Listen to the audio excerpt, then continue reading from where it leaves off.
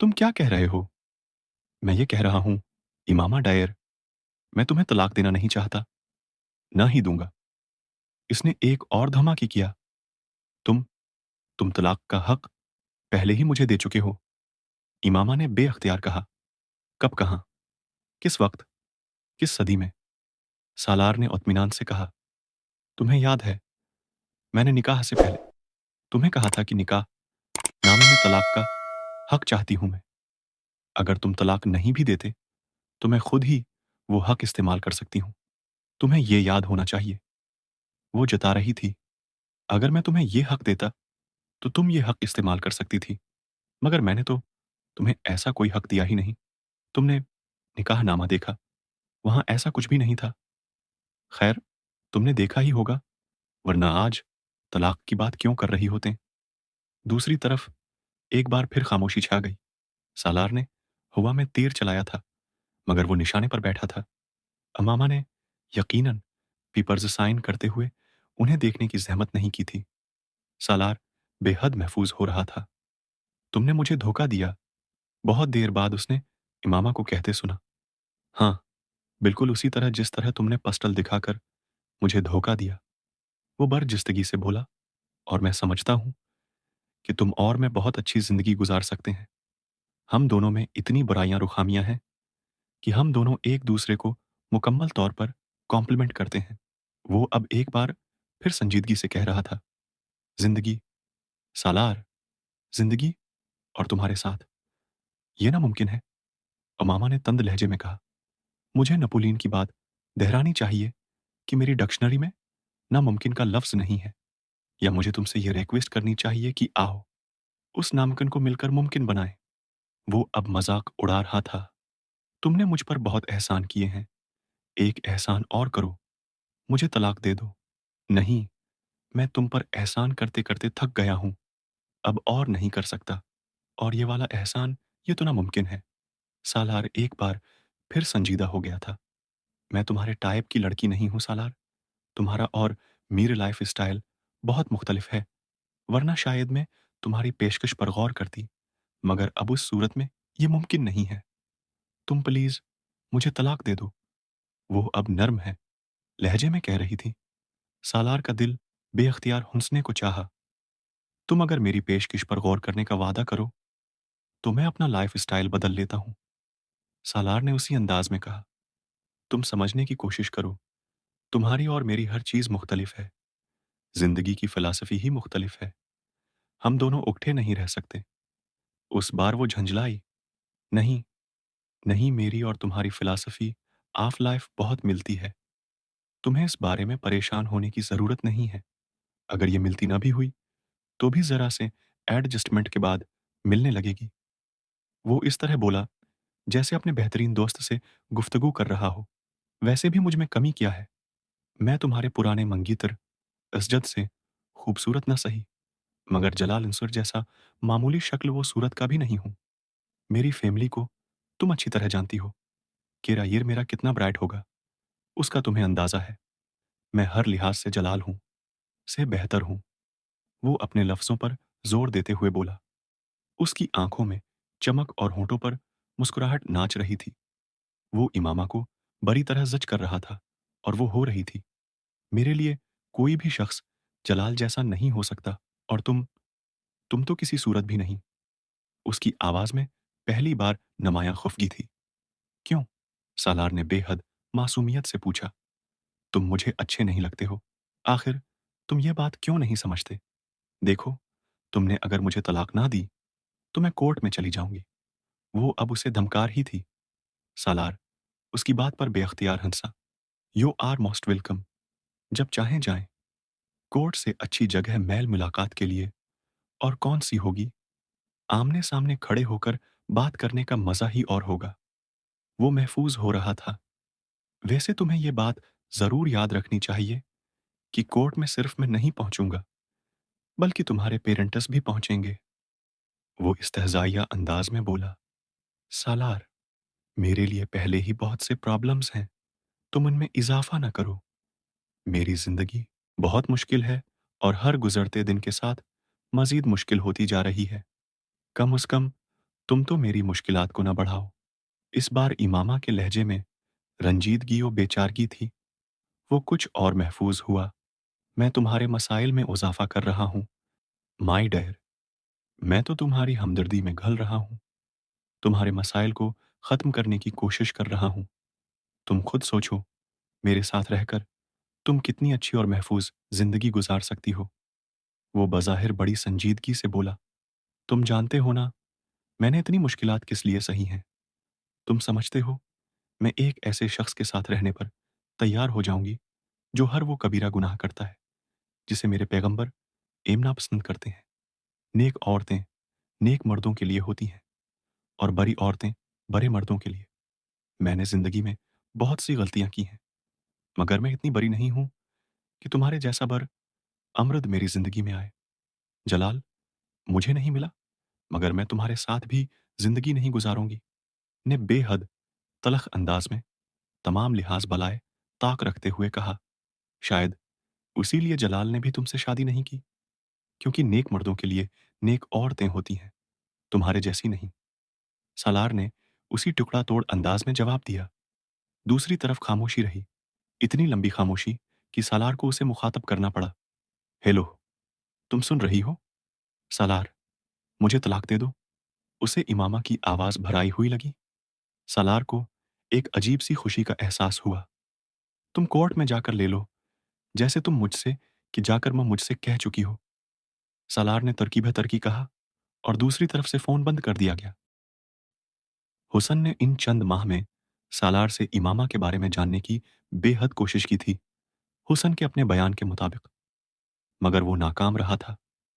वो इस बात पर ये यकीन करने को तैयार नहीं थे कि सालार और इमामा के दरमियान कोई राब्ता नहीं था। सालार की तरह खुदा नहू ने मोबाइल पर बार-बार उससे राब्ता करने की कोशिश की, मगर नाकामी हुई। सिकंदर ने सालार को अमेरिका में मुख्तलिफ यूनिवर्सिटीज़ में अप्लाई करने के लिए कह दिया था। वो जानते थे कि उसका एकेडमिक रिकार एड्डी ऐसा था कि कोई भी यूनिवर्सिटी उसे लेने में खुशी महसूस करेगी। उमामा ने सालार को दोबारा फ़ोन होगा नहीं किया था। हालाँकि सालार का ख़्याल था कि वो उसे दोबारा फ़ोन करेगी और तब वो उसे बता देगा कि वो उसे निकाहनामे में पहले ही तलाक का हक दे चुका है और वो है, निकाहनामे की कॉपी भी उसके हवाले कर देगा। वो उससे ये भी कह देगा कि उसने उसके साथ सिर्फ़ एक मज़ाक किया था, मगर इमामा ने उससे दोबारा राबिता कायम नहीं किया। ना ही सालार ने अपने पेपर्स में उस निकाहनामे को दोबारा देखने की ज़हमत की, वरना वो बहुत पहले वहाँ उसकी अदम मौजूदगी से वाकिफ़ हो जाता। जिस दिन वो हो जाता, आखिरी पेपर देकर वापस घर आया। सिकंदर उस्मान को उसने अपना मुंतज़र पाया। माँ, तुम अपना सामान पैक कर लो।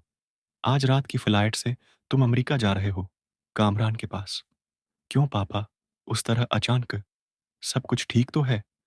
तुम्हारे अलावा सब कुछ ठीक है। सिकंदर ने तल्ख़ी से कहा, मगर फिर आप मुझे इस तरह अचानक क्यों भेज रहे हैं? ये मैं तुम्हें रात को एयरपोर्ट छोड़ने के लिए जाते हुए बताऊंगा।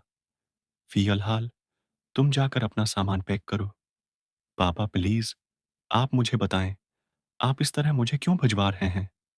सालार ने कमज़ोर एहतिजाज किया। मैंने कहा ना, मैं तुम्हें बता दूंगा। तुम जाकर अपना सामान पैक करो, वरना मैं तुम्हें सामान के बगैर ही एयरपोर्ट छोड़ आऊंगा। सिकंदर ने उसे धमकाया। वो कुछ देरा नहीं देखता रहा, फिर अपने कमरे में चला गया।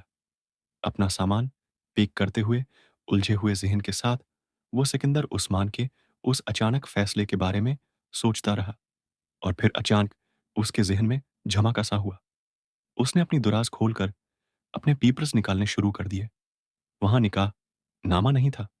उसे उनके उस फैसले की समझ आ गई थी और उसे पछतावा हुआ कि उसने निकाह नामे को इतनी लापरवाही से वहाँ क्यों रखा था। वो निकाह नामा सिकंदर उस्मान के अलावा किसी और के पास हो नहीं सकता था, क्योंकि उनके अलावा कोई और उस कमरे में आने और उसकी दराज खोलने की जरात नहीं कर सकता था। उसके ज़हन में अब कोई उलझन नहीं थी। उसने बड़ी खामोशी के साथ अपना सामान पैक किया। वो अब सिर्फ ये सोच रहा था, सिकंदर उस्मान से एयरपोर्ट जाते हुए क्या बात करेगा। रात को एयरपोर्ट छोड़ने के लिए सिर्फ सिकंदर उसके साथ आए थे। तीबा नहीं, उनका लहजा और अंदाज बेहद रोखा और खशक था। सालार ने भी उस बार कोई सवाल नहीं किया। एयरपोर्ट जाते हुए सिकंदर उस्मान ने अपना ब्रीफ केस खोलकर एक सादा कागज और कलम निकाला और ब्रीफ केस के ऊपर रखकर उसकी तरफ बढ़ा दिया। उस पर साइन कर दो। ये क्या है?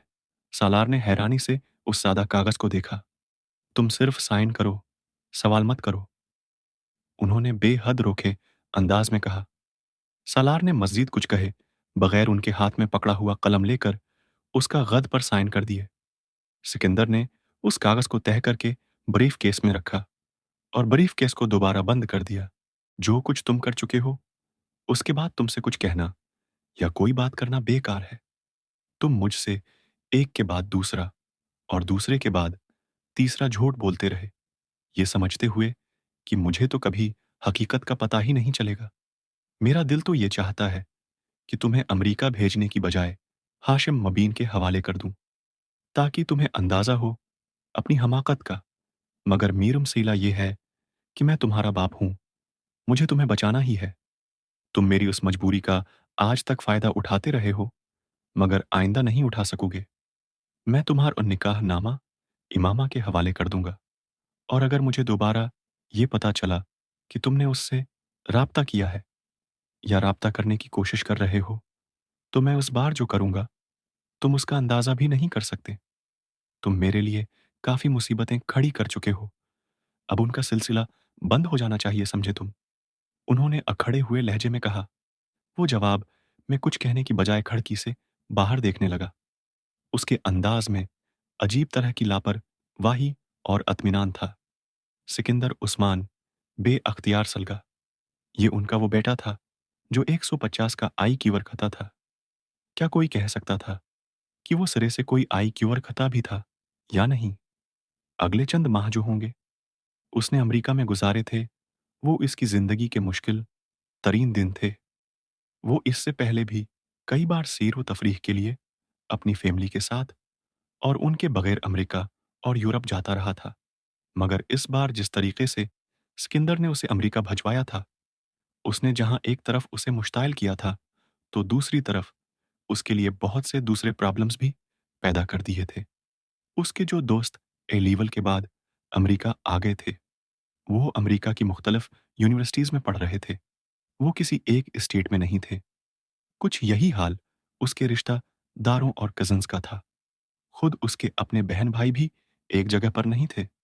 वो अपनी फैमिली से इतना नीच नहीं था कि उनकी कमी महसूस करता या होमस्कंदीज का शिकार होता। ये सिर्फ इस तरह अचानक वहां भजवाए जाने का नतीजा था कि वो इस तरह उत्तराप का शिकार हो रहा था। कामरान सारा दिन यूनिवर्सिटी में होता और अगर वो घर आता भी तो अपनी स्टडीज में मसरूफ हो जाता। उसके एग्जाम्स करीब थे, जबकि सालार सारा दिन या तो अपार्टमेंट में बैठा फिल्में देखता रहता या फिर चैनल्स घुमाने में मसरूफ रहता। और जब वो उन दोनों कामों से बीजार हो जाता तो आवारा गर्दी के लिए निकल जाता। उसने वहां अपने क़याम के दौरान न्यूयॉर्क में उस इलाके का छुपा छुपा छान मारा था जहां कामरान रह रहा था। वहां का कोई नाइट क्लब, डिस्को, पब, बार, थिएटर, सिनेमा या म्यूजियम और आर्ट गैलरी ऐसी नहीं थी जहां वो ना गया हो। उसका एकेडमिक रिकॉर्ड डूड ऐसा था कि जिन 3 लेवी लीग की यूनिवर्सिटीज में उसने अप्लाई किया था, इन तीनों में रिजल्ट आने से पहले ही उसकी एडमिशन की दरख्वास्तें कबूल की जा चुकी थीं। वो तीनों यूनिवर्सिटीज ऐसी थीं जिनमें उसके दौर या करीब का कोई रिश्तेदार नहीं था, और ये उसने जानबूझकर किया था। वो जानता था कि सिकंदर उस्मान अपनी पूरी कोशिश करेंगे कि उसे किसी ऐसी यूनिवर्सिटी में एडमिट करवाएं जहां उसके बहन भाइयों में से नहीं तो कम अज कम उसके रिश्तेदारों में से कोई जरूर मौजूद होता कि वो उसके बारे में मालूमात हासिल करते रहें। सालार की जगह उनका कोई दूसरा बेटा लेवी लीग की किसी यूनिवर्सिटी में एडमिशन हासिल करने में कामयाब होता तो सिकंदर उस्मान फख्र में मुब्तला होते गए थे कि वो सालार पर नजर कैसे रख सकेंगे। सालार ने इन यूनिवर्सिटीज में से येल को बचना था, और उसकी वजह यह थी कि न सिर्फ येल में उनका कोई शनासा और वाकिफकार नहीं था, बल्कि न्यू हेवन में भी सिकंदर उस्मान का कोई रिश्तेदार और दोस्त नहीं था। रिजल्ट आने के बाद उसे यूनिवर्सिटी से मेरिट स्कॉलरशिप भी मिल गया था। अपने बाकी भाइयों के बरअक्स उसने जिद करके हॉस्टल में रहने के बजाय एक अपार्टमेंट किराए पर ले लिया था। सिकंदर उस्मान उसे अपार्टमेंट में रखने के लिए तैयार नहीं थे, मगर स्कॉलरशिप मिलने की वजह से उसके पास इतनी रकम आ गई थी कि वो खुद ही कोई अपार्टमेंट ले लेता, क्योंकि यूनिवर्सिटी के अखराजात के लिए सिकंदर उसके अकाउंट में पहले ही एक लंबी चौड़ी रकम जमा करवा चुके थे।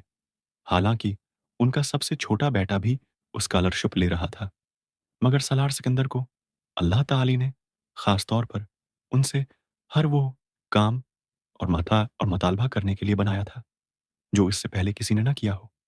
वो जमीन पर खास तौर पर उन्हें तंग करने के लिए भेजा गया था। जिस चीज को उनके दूसरे बच्चे मशरक कहते, वो इसे मगरिब कहता। जिसे दूसरे जमीन करार है देते, वो इसके आसमान होने पर दलाइल देना शुरू कर देता। वो उसकी बातों, हरकतों और जिद पर ज्यादा से ज्यादा अपना ब्लड प्रेशर और कोलेस्ट्रॉल लेवल हाई कर सकते थे, और कुछ नहीं।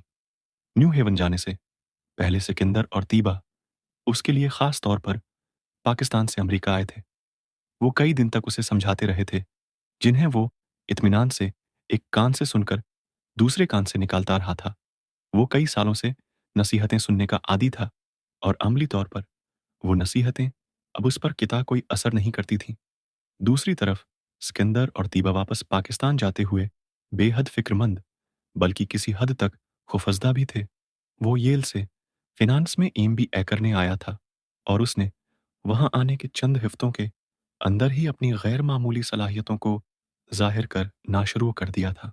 पाकिस्तान में जिन अदारों में वो पढ़ता रहा था, अगरचा वो भी बहुत अच्छे थे, मगर वहां तालीम उसके लिए केकवाक थी। येल में मुकाबला बहुत मुश्किल था। वहां बेहद काबिल लोग और ज़हीन स्टूडेंट मौजूद थे। उसके बावजूद वो बहुत जल्द नज़रों में आने लगा था। इसमें अगर एक तरफ इसकी गैर अमूली ज़हनी सलाहियतों का दखल था, तो दूसरी तरफ हमेशा के लिए हम उसके रवैये का भी। एशियन स्टूडेंट्स वाली रवायती मिलनसारी और खुश अखलाकी इसमें मफकूद थी। इसमें लिहाज व मरवत भी नहीं थी, और न ही वो एहसास कमतरी और मरहूबियत थी जो एशियन स्टूडेंट्स अमेरिका और यूरोप की यूनिवर्सिटीज़ में फितरी तौर पर लेकर आते हैं। उसने बचपन ही से बेहतरीन उदारों में पढ़ा था, ऐसे उदारे जहां पढ़ाने वाले ज्यादातर गैर मुल्की थे, और वो अच्छी तरह जानता था कि वो भी कोई इल्म के बहते हुए सरचश्मे नहीं होते। वो ये भी जानता था कि येल ने स्कॉलरशिप है देकर उस पर कोई एहसान नहीं किया। वो अगर बाकी दोनों यूनिवर्सिटीज में से किसी का इंतखाब करता, तो स्कॉलरशिप उसे वहां से भी मिल जाता, और अगर ईसाना भी होता, तब भी उसे ये मालूम था कि उसके माँ बाप के पास इतना पैसा था कि वो जहां चाहता एडमिशन ले सकता था। अगर अपने फैमिली बैकग्राउंड स्टेट्स और काबिलियत का जैम ना होता, तब भी सालार सिकंदर इस कदर तल्ख और अलग थलग नेचर रखता था कि वो किसी को अपनी खुश अखलाकी के झूठे मज़ाहिरा से मुतासिर नहीं कर सकता था। रही सही कसर उसके आई क्यू लेवल ने पूरी कर दी थी। शुरू के चंद हफ्तों में ही उसने अपने प्रोफेसर जू और क्लास फेलोज की तौजा अपनी तरफ मबजूल कर ली थी, और ये भी पहली बार नहीं हुआ था। वो बचपन से तालीमी उदारों में उसी कस्म की तौजा हासिल किया करता था। वो ऐसा स्टूडेंट नहीं था जो फजूल बातों पर बहस बराए बहस करता। उसके सवाल ही उस तरह के होते थे कि उसके अक्सर प्रोफेसर्स को फौरी तौर पर उनका जवाब देने में दुश्वारी होती। जवाब गैर तसल्ली बख्श भी होता, तब भी वो जताता नहीं था, सिर्फ खामोश हो जाता था। मगर वो ये तासर भी नहीं देता था कि वो मुतमईन हो गया था या उस जवाब को तसल्ली कर रहा था। वो बहस सिर्फ उन पर वफ़े सरज़े से करता था जिनके बारे में उसे ये यकीन होता कि वो उनसे वाक़ई कुछ ना कुछ सीखेगा, या जब के पास रवायती या किताबी इल्म नहीं था। पढ़ाई वहाँ भी उसके लिए बहुत मुश्किल नहीं थी, न ही उसका सार औक़त पढ़ाई में गुज़रता था। पहले की निस्बत उसे कुछ ज़्यादा वक़्त देना पड़ता था, मगर उसके बावजूद वो अपने लिए और अपनी सरगर्मियों के लिए वक़्त निकाल लिया करता था। वो वहाँ किसी होम सिकंदीज़ का शिकार नहीं था कि जो मैं घंटे पाकिस्तान को याद करता होता, या पाकिस्तान के साथ इस तरह के इश्क में मुब्तला होता।